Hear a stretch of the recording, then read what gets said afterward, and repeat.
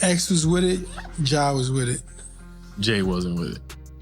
I tried 2 times to make that album happen. X was with it, Ja was with it. Why do you think Jay didn't want to be This is just my opinion. Just my opinion. I don't think Jay wanted to get in that room with X and Ja. It was not. One more than the other, or Listen, no, both? No, both. Jay is a very smart person. He's gonna do an album with R. Kelly. R. Kelly worships Jay-Z. Worships him. And Kanye West. Kanye West worships Jay-Z. And Jay Electronica. They all worshipped him. X and Ja don't worship Jay-Z. You're my man, but when that beat comes on, you're not above me getting at you. And that's what I do not feel Jay wanted to deal with. He didn't want to deal with. You know, I'm saying they would come at each other subliminally. So it wasn't a direct hit where they're gonna say your name and thing, but they coming at you. So do I want to make a whole album with these coming at me? And if I'm Jay-Z, there's a slight chance that, what is gonna say, I'm not the nicest. That's what I'm... Right. That's what I'm... It's not worth it. Where's my win? Right. The only thing I'm seeing with this is potential loss. With now people are saying, these is better than you.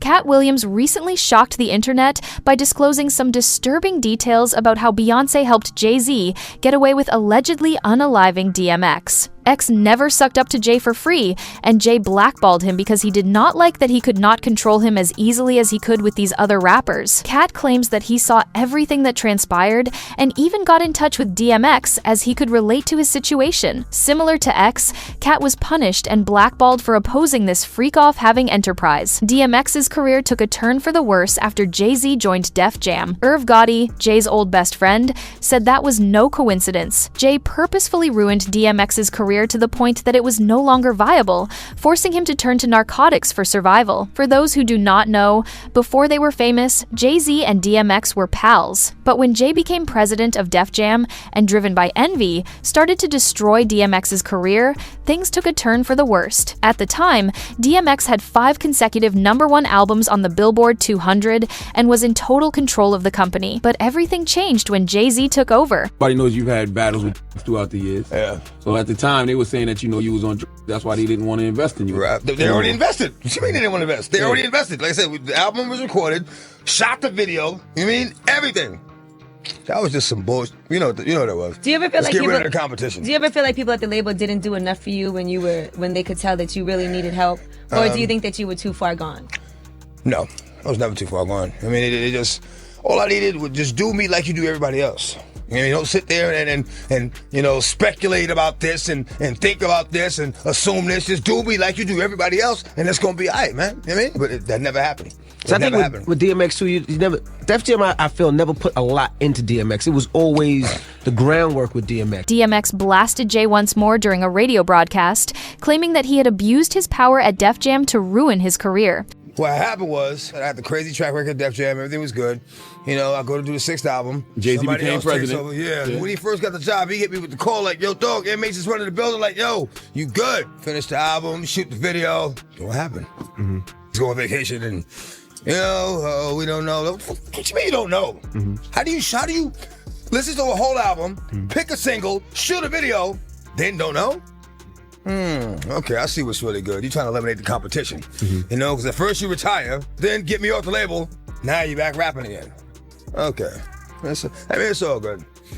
Remember how Jay-Z was previously exposed by his erstwhile best pal, Irv Gotti? Jay, Ja Rule, and X were working on a joint album at the time, but Irv says Jay was jealous of DMX and even damaged it because he was upset that X bodied him in every song. I was like, we gotta sign DMX, and they laughed at me. I remember when I left the office, Tina Davis said, she knew what I wanted to sign DMX. She said, DMX don't sell, your ass is fired. Jay and Dame did not believe in DMX. Jay would be like, you think he's better than me? And I'd be like, he's nice just like you. I said, if you look in the hood, there's less of like you and more like him. Yeah, but he don't want to live that. He's depressing, Gotti. And I said, I don't give a... So Jay used to watch me grind with X, and he was off with the Hitman. And then something strange happened when I made Get At Me. Jay's inhospitable demeanor, rumor has it that they kept working together behind the scenes until X's death, despite the fact that they only worked together on a few tracks after that. The tone for their tumultuous relationship was basically set by X. Additionally, Irv said that X, Jay, and Ja Rule did in fact work together on an album, but it was never published because Jay was not happy about X's prominence. X was with it, Ja was with it. Jay wasn't with it. I tried 2 times to make that album happen. X was with it, Ja was with it. Why you think Jay didn't want to be? This is just my opinion. Just my opinion. I don't think Jay wanted to get in that room with X and Ja. It was not. One more than the other, or Listen, no, both? No, both. Jay is a very smart person. He's gonna do an album with R. Kelly. R. Kelly worships Jay-Z. Worships him. And Kanye West. Kanye West worships Jay-Z. And Jay Electronica. They all worshipped him. X and Ja don't worship Jay-Z. You're my man, but when that beat comes on, you're not above me getting at you. And that's what I do not feel Jay wanted to deal with. He didn't want to deal with. You know, I'm saying they would come at each other subliminally. So it wasn't a direct hit where they're gonna say your name and things, but they coming at you. So do I want to make a whole album with these coming at me? And if I'm Jay-Z, there's a slight chance that, what is it gonna say, I'm not the nicest? That's what I. Right. That's what It's not worth it. Where's my win? Right. The only thing I'm seeing with this is potential loss.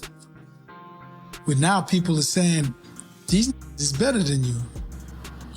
Have even gone so far as to claim that Beyoncé is aware of how Jay took X out, but she is remaining silent to shield him, and that Jay did it because he was envious of X. We cannot really blame her for keeping things like this from her husband because we are talking about him. In addition, there are claims that Jay helped Beyoncé conceal certain bodies that are registered in her name. As you may remember, Jaguar accused Jay-Z and Beyoncé of abusing them by keeping them in captivity in their house. She even went so far as to accuse them of being responsible for the death of Jay's pregnant lover, Kathy White, who was Aaliyah's partner. Publicly, Dream Hampton spearheaded the Surviving R. Kelly campaign, which fueled the Me Too campaign. And that was all funded by Sean Carter to make sure that Robert Kelly went to jail. Get his lick back.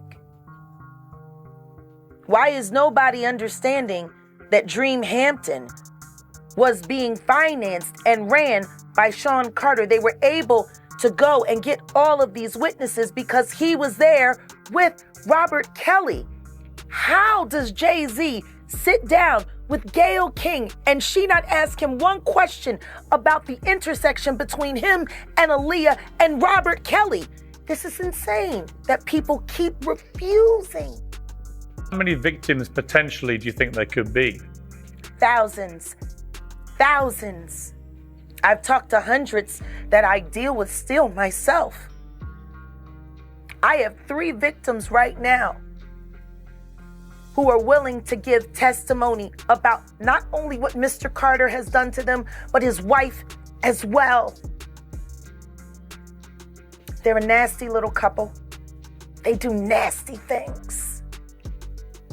What do you think happened with Kim Keeping people against their will. Putting people on planes while they're unconscious, just like Aaliyah got on that plane. Unconscious. There's a lot of things that people don't want to talk about. That changes now, Sean. You must respond. You have no choice. Harvey Weinstein, Jeffrey Epstein, Robert Kelly, Sean Combs have one person in common, professionally and privately. Sean Carter. This has been a fist of tyranny that has been punching through our culture and our society for decades. It must stop. Upon further investigation, some now believe that Beyoncé was confessing to Kathy in her song Daughter. The song claims that Beyoncé went into great detail about how she, Jay-Z, and the helper, a toilet attendant, cleaned up the murder scene. The song's line, "Your body laid out on these filthy floorboards, your blood has smeared my custom gowns," the restroom attendant admitted me right away. She adored it. "I tried very hard to keep my cool, but your arrogance broke the silence. I tore your dress, and now you are all black and blue. See what I accomplished as a result of you." Kathy's death was caused by a brain aneurysm, according to the pathologist's findings. However, Jaguar claims that Beyoncé and Jay were to blame. According to her, Jay decided to take Kathy out because Beyoncé had heard about their affair and was ready to handle things herself, unless Jay did it. Taking her fairly. She actually died screaming, and the Carters are responsible. But one of them is just a little more responsible than the other. Question is, did Sean Carter delete his mistress, his pregnant mistress, because his wife was jealous? Or could it be possible that maybe his wife's temper is just a little worse than most people think? And maybe he just had to clean it up to protect the brand, see?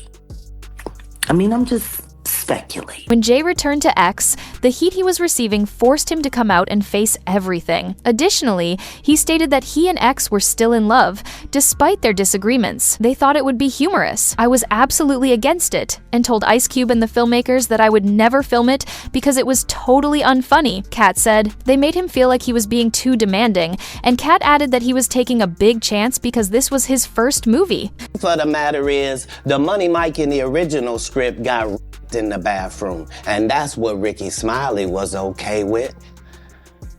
Cat Williams had to take the risk in front of the studios and the cast and our powers that be in his very first movie and say respectfully, humbly, guys, if we're talking about anything else, I have no credibility and I have no pull. But we're talking about comedy, right, where I have all the credibility and all the pull. The problem with Friday After Next is we're trying to make a classic comedy. And this comedy involves and is never funny, no matter who it happens to or what the circumstances are. If you would allow me to allow us to do this movie without a black man getting in it, I promise you that it will be twice as funny as it would be with him getting. So considering that's the real story, why would you bring up that story? 35 members of the cast and crew have never brought up that Ricky Smiley was gonna play Money Mike. No one ever saw me put on a Santa Claus suit. We got a wardrobe department. They made a Santa Claus suit for me. Why that wasn't in the bloopers? All of these big deviants is all catching hell in 2024. It's up for all of them. It don't matter if you Diddy or whoever you is. Takes any of them. All lies will be exposed. That's all. And anyone who takes that the wrong way, know why they take it the wrong way. People want to know, why would he get blackballed? Yeah, because in 30 years I've done nothing but collect information, knowledge, and your secrets. So if you and a man was in a corner doing something you wasn't supposed to be doing, you will tell it. No, somebody come to tell me. Okay. I gather that, I value that, I'll pay for that. Come, tell me. I know so many things I shouldn't know, and they all know it. They all know it. Why? Because they canceled me for talking about Harvey Weinstein before the thing came out, but he offered to suck my in front of all my people at my agency. The company tried to get rid of Cat as well as DMX after realizing that he would not consent to being used for their ends. Luckily, however, he lived to tell the story. The DMX didn't, though. This has led Cat to publicly criticize Beyoncé for hiding the details of his death.